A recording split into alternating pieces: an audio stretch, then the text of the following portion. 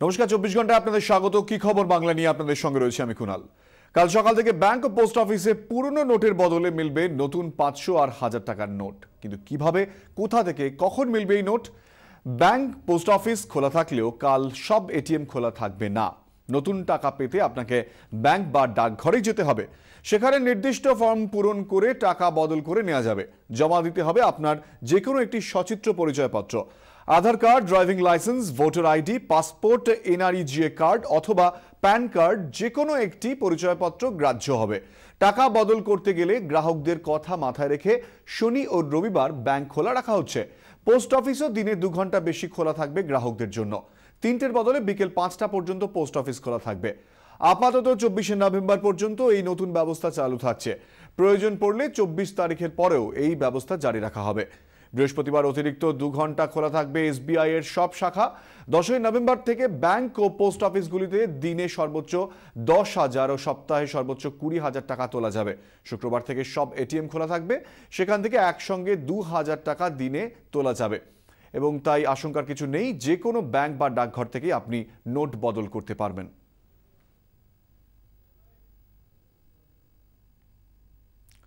বৃহস্পতিবার খুলছে ব্যাংক। বাড়িতে নিশ্চয়ই বেশ কয়েকটি 500 ও 1000 টাকার নোট রয়েছে। কি করবেন? আপনার মনে ওঠা যাবতীয় প্রশ্নের উত্তর আমাদের কাছে। বৃহস্পতিবার ব্যাংক খুললে কি করবেন? বাতিল 500 বা 1000 টাকার নোটগুলির হিল্লে করতে ব্যাংক অথবা পোস্ট অফিসে যাবেন। তবে ব্যাংক খুললেই সেখানে ছুটতে হবে এমন কোনো কথা নেই। টাকা বদলানোর জন্য আপনার হাতে সুযোগ থাকছে 31শে মার্চ পর্যন্ত। বাতিল নোট কিভাবে বদলাবেন?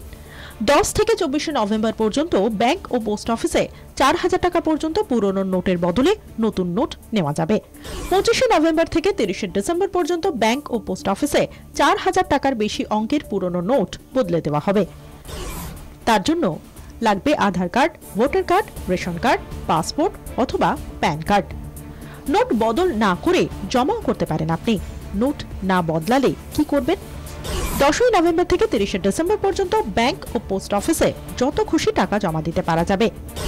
ব্যাংক বা পোস্ট অফিসের চালু অ্যাকাউন্ট থাকলেই তা সম্ভব। 31শে ডিসেম্বর থেকে 31শে মার্চ পর্যন্ত আরবিআই এর বলে দেওয়া অফিসগুলি যত খুশি টাকা জমা দেওয়া যাবে। তার জন্য লাগবে পরিচয়পত্র, প্যান কার্ড, জেরক্স ও ডিক্লারেশন ফর্ম। অ্যাকাউন্টে জমা করার নোট আবার 11ই নভেম্বর থেকেই তোলা যাবে এটিএম বা চেকের মাধ্যমে। তবে পুরো টাকাটা নয়, টাকা তোলা নিয়ন্ত্রিত করা হয়েছে। নতুন নোটে কিভাবে টাকা তুলবেন? 10ই নভেম্বর থেকে ব্যাংক ও পোস্ট অফিসগুলি থেকে দিনে সর্বোচ্চ 10,000 ও সপ্তাহে সর্বোচ্চ 20,000 টাকা তোলা যাবে। তার জন্য লাগবে উইথড্রয়াল স্লিপ অথবা ব্যাংক চেক। 10ই নভেম্বর থেকে এটিএম এ দিনে 2,000 টাকা তোলা যাবে। 19শে নভেম্বর থেকে এটিএম এ দিনে 4,000 টাকা তোলা যাবে। এর জন্য লাগবে এটিএম কার্ড। ব্যক্তিগতভাবে ব্যাংকে যাওয়াই বাঞ্ছনীয়। একান্ত যাওয়া না গেলে কোনো প্রতিনিধিকে লিখিত অনুমতি সহ ব্যাংকে পাঠানো যেতে পারে। প্রতিনিধির সঙ্গে তার সচিত্র পরিচয়পত্র থাকতে হবে। প্রবাসী ভারতীয় একইভাবে প্রতিনিধিদের দিয়ে টাকা জমা অথবা বিনিময় করতে পারবেন। প্রবাসী ভারতীয় অনাবাসী অ্যাকাউন্টেও পুরনো নোট জমা দিতে পারবেন।